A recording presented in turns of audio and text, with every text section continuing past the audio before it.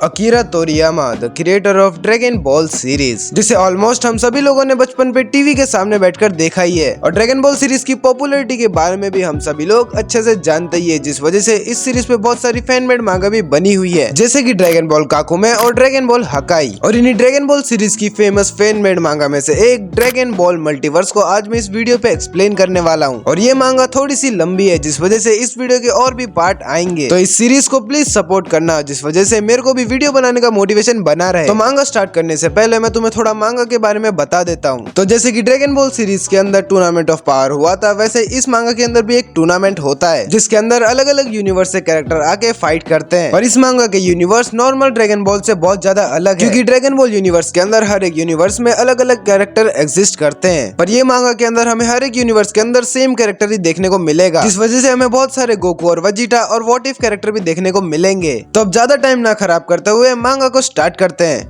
तो मांगा की स्टार्टिंग में ही हमें दो कैरेक्टर एक स्टेडियम में फाइट करते हुए दिखाते हैं, और इन दो कैरेक्टर की पावर को देख के हमारे सारे जी फाइटर्स भी शॉक में रहते हैं। और इस स्टेडियम में हमें फ्रीजा की पूरी फैमिली भी देखने को मिलती है। और फिर अगले ही पैनल में हमें दिखाया जाता है कि जो दो कैरेक्टर फाइट कर रहे हैं वो और कोई नहीं, ब्रोली और वजीटो हैं। और इसके बाद ये दोनों ही कैरेक्टर एक दूसरे के ऊपर एक पावरफुल की अटैक को लॉन्च करते हैं, और बाकी सारे कैरेक्टर इस अटैक के इम्पैक्ट को झेलने के लिए अपने आप को पावर अप भी कर लेते हैं। और इसके बाद स्टेडियम में होता है एक बहुत बड़ा धमाका, और इस धमाके को देखने के बाद हमारा माजिन बू भी बहुत ज्यादा हैरान हो जाता है। और फिर हमें मांगा का राइटर बताता है कि ये सारी चीज मांगा के अंदर कैसे चालू हुई, ये जानने के लिए हमें थोड़ा टाइम में पीछे जाना होगा। और इसके बाद हमें एक पास्ट का सीन दिखाया जाता है, जहाँ पे हम देखते हैं कि एक स्पेसशिप स्पेस में उड़ रही होती है, और इस स्पेसशिप के अंदर दो एलियंस बात कर रहे होते हैं कि उन्होंने सेम अर्थ को वापस से डिटेक्ट कर लिया है, जिसमें दूसरा एलियन बोलता है कि ये पहले वाले अर्थ से अलग है। तो वो सभी नमेकियंस को रेडी करने को बोलता है, और साथ में स्पेस शटल को भी रेडी करवाने का ऑर्डर देता है। और इसके बाद वो स्पेस शटल के अंदर बैठ के कामी के हाइडआउट पर जाते हैं, जहाँ पर पहले से मिस्टर पोपो, पिकलो, डेंडे खड़े रहते हैं। और मिस्टर पोपो बोलता है कि अननोन एलियन यहाँ पर कैसे आ रहे हैं, यहाँ पे सिर्फ ऑथोराइज्ड पर्सन ही आ सकते हैं। पर पिकलो बोलता है कि ये लोग ऑथोराइज्ड ही हैं। और इसके बाद उस स्पेस शटल के अंदर से कुछ नमेकियंस बाहर आते हैं, जिससे हमारा पिकलो पूछता भी है कि तुम कौन हो। तो वो लोग बताते हैं कि वो एक डिफरेंट यूनिवर्स के नमेकियंस है, जो कि वर्गास की टेक्नोलॉजी से यहाँ पर आए हैं। और जिनको नहीं पता कि वर्गास कौन है, तो ये नमेकियंस के बीच में एक छोटा एलियन है, और वही वर्गास है। और इसके बाद वो छोटू वर्गास बताता है कि इस वर्ल्ड के अंदर सिर्फ एक ही यूनिवर्स नहीं है, वहाँ पे बहुत सारे यूनिवर्स है जो कि दिखने में सेम है, पर उनके अंदर थोड़ा थोड़ा डिफरेंस है, जैसे कि डिफरेंट स्पीशीज। और एग्जाम्पल के लिए वो बताता है कि सारे यूनिवर्स में से सिर्फ वर्गास का यूनिवर्स एक ऐसा यूनिवर्स है जिसने ऐसी टेक्नोलॉजी ढूंढ ली है जिससे वो अलग अलग यूनिवर्स में ट्रैवल कर सकते हैं। और गॉड ने सभी यूनिवर्स के बीच में एक अच्छा रिलेशन बनाने के लिए एक टूर्नामेंट रखने का सोचा है, जिसके विनर को ड्रैगन बॉल की 3 विश मिलेगी। और वो लोग ये भी बताते हैं कि अगर इस टूर्नामेंट के अंदर कोई फाइटर मर जाता है तो उसको बाकी यूनिवर्स की ड्रैगन बॉल से वापस से जिंदा कर दिया जाएगा। और फिर वो लोग पिकलो से पूछते हैं कि क्या वो इस टूर्नामेंट के अंदर पार्टिसिपेट करना चाहेंगे, जिसमें पिकलो बोलता भी है कि वो पहले गोकू से पूछेगा। और हमारे जी फाइटर्स कितने ज्यादा फाइट पगलू हैं ये तो हम सभी को पता है, जिस वजह से वो सिर्फ आधे घंटे के अंदर इकट्ठा हो जाते हैं। और फिर गोकू बोलता है कि ऊप को उसकी पावर जानने के लिए एक अच्छी अपॉर्चुनिटी है। और हमारा वजीटा हमेशा की तरह अपने एटीट्यूड में बोलता है कि वैसे तो वो इन मल्टीवर्स के ऊपर ज्यादा भरोसा नहीं करता, अपन वो गोकू अगर टूर्नामेंट में जाएगा तो वो भी जाएगा। और फिर गोटेन एंड ट्रंक्स पूछते हैं कि क्या वो ऐसे टीम फाइट कर सकते हैं, जिसमें वर्गास ना बोलता है और बताता है इस टूर्नामेंट के अंदर 1 वर्सेस 1 फाइट होगी, जिसमें वो एक्सटर्नल वेपन्स का भी यूज कर सकते हैं। और फिर ट्रंक्स बताते हैं कि वो इस टूर्नामेंट के अंदर गोटेंक्स का नाम रजिस्टर करवाना चाहता है, और वो बोलता भी है कि अभी तुम्हें गोटेंक्स नहीं दिखेगा, पर उसकी फाइट के समय वो आ जाएगा। जिसपे वर्गास हाँ बोलता है और कहता है कि एक पार्टिसिपेंट तो ऐसा भी है जो कि अभी तक पैदा तक नहीं हुआ है, फिर भी उसके पेरेंट्स ने ऑलरेडी उसका नाम रजिस्टर करवा दिया है। और जब ये सीन मैंने मांगा में देखा था तो मेरे को भी बहुत ज्यादा हंसी आई थी, क्योंकि एक बार तुम खुद सोचो, तुम अभी अभी पैदा हुआ है और तुम्हारे सामने फाइट करने के लिए गोकू खड़ा है। और फिर गोहान और पिकलो बोलते हैं वो फाइट करने तो नहीं, पर इस टूर्नामेंट को देखने जरूर आएंगे। और फिर सभी जी फाइटर्स अपने परिवार को बाय बोल के उस स्पेस शटल के अंदर बैठ जाते हैं। और फिर वो स्पेस शटल अपनी मेन स्पेसशिप पे भी चला जाता है। और शिप पे आते ही सबसे पहले हमारा गोकू छोटू वर्गास से पूछता है कि क्या है कि लंबी ट्रिप होने वाली है, जिसपे वो बोलता है बिल्कुल भी नहीं, और बताता है कि हम कुछ ही समय में उस जगह पे पहुंच जाएंगे। और ये टूर्नामेंट एक ऐसे यूनिवर्स में है जहाँ पे कोई भी नहीं रहता है, जिस वजह से किसी की लाइफ भी डेंजर में नहीं आएगी। और इसके बाद वो लोग कुछ ही समय में टूर्नामेंट वाली जगह पे भी पहुंच जाते हैं। और फिर वो छोटू वर्गास बताता है कि इस टूर्नामेंट के अंदर हमारे हीरोज के यूनिवर्स का नंबर है 18, और उन्हें दूसरे पार्टिसिपेंट से भी ज्यादा बात करने से मना करता है, और कहता है कि तुम्हें लगेगा कि तुम यहाँ पे बहुत सारे लोगों को जानते हो, पर वो सभी लोग दूसरे यूनिवर्स से आए हैं। और इसके बाद हमारे हीरोज टूर्नामेंट के स्टेडियम गेम के अंदर जाते हैं और हमारा पिकलो बोलता भी है कि ये यूनिवर्स 18 की बालकनी है और जब सारे यूनिवर्स के पार्टिसिपेंट आ जाएंगे तो टूर्नामेंट स्टार्ट हो जाएगा। और गोहान भी कहता है कि अगर हम यूनिवर्स 18 है तो हमारे लेफ्ट साइड में यूनिवर्स 17 का कंपेटिटर होना चाहिए। और जैसे ही गोहान अपने लेफ्ट साइड देखता है वो हैरान हो जाता है और सभी को बोलता है कि जल्दी से अपने लेफ्ट साइड देखो। और जिस कैरेक्टर को देख के हमारा गोहान भी इतना ज्यादा शौक में आ गया वो असल में है हमारा परफेक्ट सेल। और सेल भी हमारे जी फाइटर्स को देख के बिल्कुल भी खुश नहीं है। और बस इसी मोमेंट पे ये मांगा का फर्स्ट चैप्टर खत्म होता है और आज का वीडियो भी।